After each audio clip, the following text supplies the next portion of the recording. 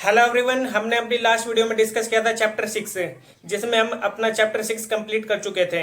हमने उसको 4 पार्ट में डिवाइड करके उसको चैप्टर 6 को कंप्लीट किया था। अगर आपने वह वीडियो नहीं देखी है तो आप हमारी सीआरपीसी की प्लेलिस्ट में जाकर सभी वीडियोस देख सकते हैं।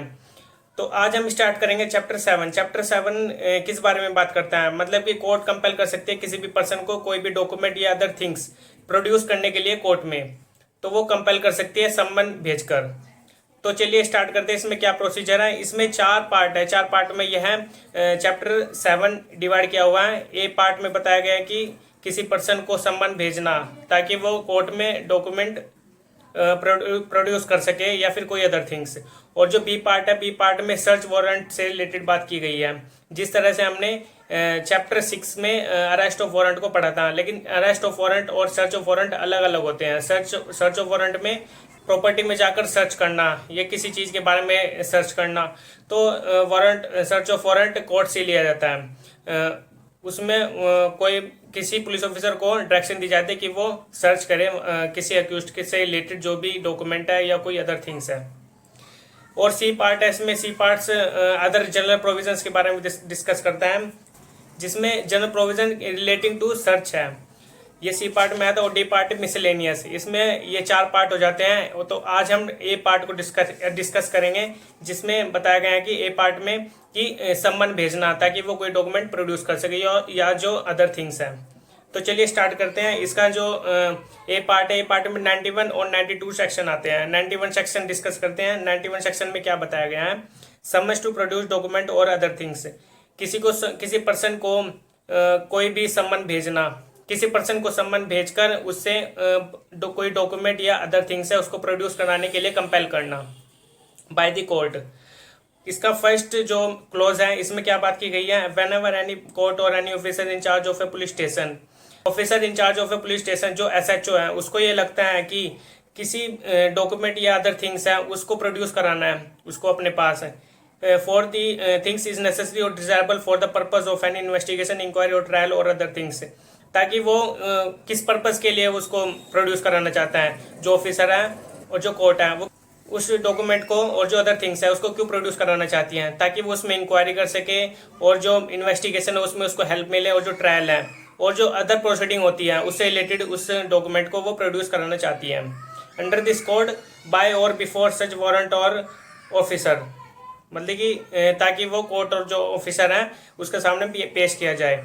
सच कोर्ट में इशू है समन्स, तो कोर्ट उसके लिए सम्मन इशू करती है। और सच ऑफिसर ए रिटर्न ऑर्डर, जो ऑफिसर है, ऑफिसर क्या करेगा, एक रिटर्न ऑर्डर देगा। जो एसएचओ है, जो थाने का एसएचओ होता है, वो सिर्फ रिटर्न ऑर्डर देगा और जो कोर्ट है वो उसको डायरेक्टली सम्मन इशू कर देगी।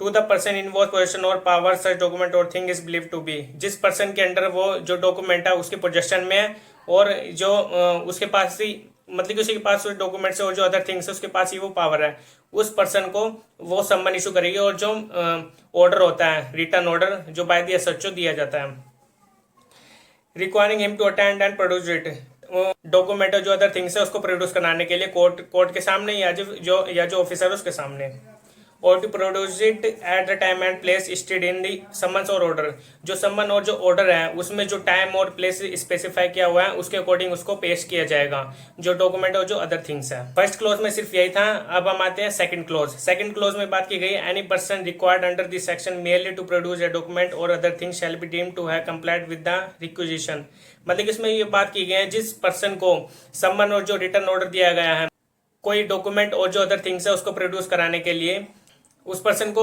वो जो ऑर्डर जो सम्मन दिया है उससे उसको कंप्लाई करना होगा। अगर उसने कंप्लाई नहीं किया तो उससे उसको मतलब कि उसको पनिशमेंट दी जाएगी अदर सेक्शंस में जो आईपीसी और सीआरपीसी में प्रोवाइड की गई है। वो चाहे उसको पर्सनली भी प्रोड्यूस कर सकता है, मतलब कि उसके विदाउट अटेंडिंग, मतलब कि वो किसी और पर्सन के थ्रू भी उस जो डॉक्यूमेंट है जो अदर थिंग्स है उसको प्रोड्यूस करा सकता है किसी ऑफिसर के सामने या कोर्ट के सामने, और या फिर वो बाय पोस्ट भी उसको सेंड कर सकता है। उसको आने की जरूरत नहीं है। इसका मतलब इस सेक्शन में ये बात की गई है, बस उसको सिर्फ डॉक्यूमेंट प्रोड्यूस कराने हैं अंडर सेक्शन सब क्लोज 2 में। सब क्लोज 3 में बात की गई है, nothing in this section shall be deemed to affect section 123 and 124 of the Indian evidence act of the bankers books evidence act.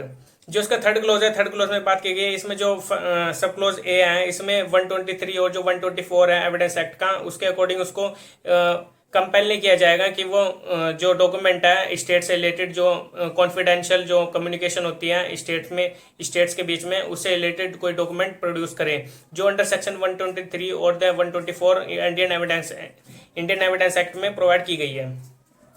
और बी क्लोज है, to apply to the letter, post card, telegraph और other document और any parcel और thing in the custody of postal और telegraph authority. अगर किसी postal और telegraph authority के पास कोई पार्सल है, कोई थिंग्स है, कोई लेटर है, तो उसको भी कंपेल नहीं किया जाएगा बाय द कोर्ट कि उसको वो प्रोड्यूस करें। इसके लिए अदर सेक्शन है, जो हम 92 में सेक्शन पढ़ेंगे वो इसी से रिलेटेड है। कोई पोस्टल अथॉरिटी और जो टेलीग्राफ अथॉरिटी है उसको कहा जा सकता है कि वो जो लेटर है और जो अदर थिंग्स है उसको प्रोड्यूस करे कोर्ट में, या फिर उसको डिटेन करके रखे। वो 92 का अलग प्रोसीजर चलेगा। 92 सेक्शन पर अब हम आते हैं। 92 सेक्शन में बात की गई है procedure as to letter and telegrams. First clause है, इफ एनी डॉक्यूमेंट, पार्सल और thing in the custody of postal और टेलीग्राफ अथॉरिटी। अगर किसी टेलीग्राफ अथॉरिटी या पोस्टल अथॉरिटी के पास कोई पार्सल, कोई लेटर या कोई अदर थिंग्स है, तो इन the opinion of the district magistrate, अगर किसी district magistrate, chief judicial magistrate और जो कोर्ट ऑफ सेशन है और जो हाई कोर्ट है, अगर वो चाहती है कि वो उस जो डॉक्यूमेंट है उसको प्रोड्यूस करे कोर्ट में, या फिर जो ऑफिसर है इनके सामने, किसके सामने, कोर्ट के सामने या फिर मजिस्ट्रेट के सामने। मजिस्ट्रेट में कौन आएगा, district magistrate, chief judicial magistrate, और जो कोर्ट है कोर्ट के सामने, कोर्ट के अंडर आएगा कोर्ट ऑफ सेशन और जो हाई कोर्ट होते हैं, इनके सामने पेश किए जाए। और मे रिक्वायर द पोस्टल और telegraph authority as a case may be deliver the document parcel thing is to person as to magistrate और कोर्ट डायरेक्ट्स। वो डिलीवर करें डॉक्यूमेंट को और जो अदर थिंग्स है, जो लेटर है, कि कोर्ट को मजिस्ट्रेट के सामने और जो मजिस्ट्रेट है उसके सामने पेश करें। तो फर्स्ट क्लोज में यही था। सेकंड क्लोज में बात की गई, if any such document, parcel और thing is the in the opinion of any other magistrate. जो डॉक्यूमेंट और जो पार्सल है और जो थिंग है, सेकंड क्लोज में ये बात की गई है, जो डॉक्यूमेंट है, थिंग है और जो पार्सल है, अगर कोर्ट के ओपिनियन में ये लगता है, अगर किसी मजिस्ट्रेट को, एग्जीक्यूटिव और जो जुडिशियल मजिस्ट्रेट है, एग्जीक्यूटिव और जुडिशियल मजिस्ट्रेट है, और of any commissioner of police, जो कमिश्नर ऑफ पुलिस है, और जो डीएसपी है, डिस्ट्रिक्ट सुपरिटेंडेंट ऑफ पुलिस है, as the case may be to cause search to be made for and detain such document. तो उनको वो ऑर्डर दे सकते हैं कि वो जो डॉक्यूमेंट, लेटर और जो अदर थिंग्स है, किसको ऑर्डर देगी, पोस्टल अथॉरिटी को। जो पोस्टल अथॉरिटी है, जो पोस्टल अथॉरिटी है उसको ऑर्डर देगी कि वो उस पार्सल को, डॉक्यूमेंट को और जो अदर थिंग्स है उसको अपने पास डिटेन करके रखकर किसी को भी डिलीवर नहीं करना है, जब तक कि कोर्ट का नेक्स्ट ऑर्डर नहीं रहता है। जब तक वो पेंडिंग में है तब तक उसको अपने पास डिटेन करके रखना होगा। जैसे इसमें बात की गई है, the order of A district magistrate, chief judicial magistrate of the court under subsection 1, जैसे कि सबसेक्शन 1 में बात की गई थी। तो ये 92 सेक्शन भी हमारा कंप्लीट हो गया है, जिसमें बताया गया था टेलीग्राफ और जो अदर अथॉरिटीज होती है, टेलीग्राफ और पोस्टल अथॉरिटीज, जिनको बाय द कोर्ट कहा जा सकता है कि वो प्रोड्यूस करे पार्सल और जो अदर थिंग्स है। जो 91 सेक्शन था, 91 सेक्शन में बात की गई थी कि कोई भी सम्मन इशू किया जा सकता है ताकि वो कोर्ट में प्रोड्यूस करे डॉक्यूमेंट और जो अदर थिंग्स है। लेकिन जो 91 सेक्शन है, 91 सेक्शन में इसके कुछ इंपॉर्टेंट पॉइंट्स हैं, जिसमें पहला पॉइंट है कि किसी भी पर्सन को कंपेल नहीं किया जा सकता है कि वो अपने अगेंस्ट ही कोई डॉक्यूमेंट, कोई अदर थिंग्स प्रोड्यूस करें, क्योंकि ये आर्टिकल 20 क्लॉज 3 का ये वायलेटिव राइट्स होगा। मतलब कि उसका ये राइट है, ये फंडामेंटल राइट है कि वो अपने अगेंस्ट सेल्फ इंक्रिमिनेशन में वो अपने अगेंस्ट कोई भी डॉक्यूमेंट प्रोड्यूस नहीं करेगा कोर्ट में। जो कोर्ट है, कोर्ट केस डायरी भी मंगवा सकती है, प्रोड्यूस करवा सकती है कोर्ट में एज एविडेंस, मतलब कि ताकि वो इंक्वायरी कर सके, ट्रायल कर सके, उसमें जो इन्वेस्टिगेशन में उसको हेल्प मिलती है केस डायरी से रिलेटेड। तो केस डायरी भी एक डॉक्यूमेंट है, तो कोर्ट उसको पेश कराने के लिए बोल सकती है। कोर्ट किसको बोलेगी? कोर्ट बोलेगी किसी भी पुलिस ऑफिसर को, क्योंकि पुलिस ऑफिसर के पास ही केस डायरी होती है और उससे रिलेटेड सभी इंफॉर्मेशन, तो केस डायरी से रिलेटेड वो डॉक्यूमेंट सेंड करेगी। स्टेट ऑफ केरला वर्सेस बाबू के जो 1999 में आया था, 1999 में ये केस आया था, तो इस केस में यही बात थी कि वो जो केस डायरी है वो एक डॉक्यूमेंट है जो प्रोड्यूस किया जा सकता है कोर्ट में, और बाय कोर्ट उसको प्रोड्यूस करवाया जा सकता है। थर्ड पॉइंट है इसमें कि कोर्ट किसी भी प्रोसिक्यूशन के अगर किसी भी प्रोसिक्यूशन के पोजीशन में कोई डॉक्यूमेंट है तो उसको भी कोर्ट सम्मन कर सकती है या रिटर्न ऑर्डर कर सकता है कोई भी ऑफिसर कि वो उसको प्रोड्यूस करे अगर किसी भी प्रोसिक्यूशन के पोजीशन में कोई डॉक्यूमेंट है। तो ये किस केस में आया था? ये वीके शशिकला वर्सेज स्टेट 2012 में ये केस आया था। तो इसमें ये बात की गई थी, इसमें ये जजमेंट आई थी। इन एनी फोर्थ पॉइंट है, if any person fails to comply with the summons without any reasonable excuse. जैसे कि हमने 91 सेक्शन में पढ़ा था कि उसमें कोर्ट समन इशू करती है और जो ऑफिसर है जैसे एसएचओ है वो रिटर्न ऑर्डर कर सकता है किसी भी पर्सन को कोर्ट में प्रोड्यूस कराने के लिए कोई भी डॉक्यूमेंट या अदर थिंग्स।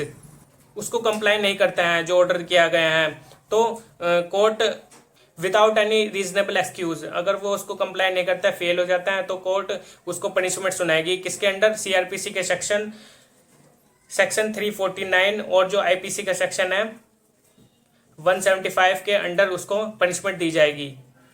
तो ये आज का हमारा लेक्चर कंप्लीट होता है। नेक्स्ट लेक्चर में हम बात करेंगे सर्च ऑफ वारंट के बारे में। तो आज के लिए इतना ही। Okay, bye.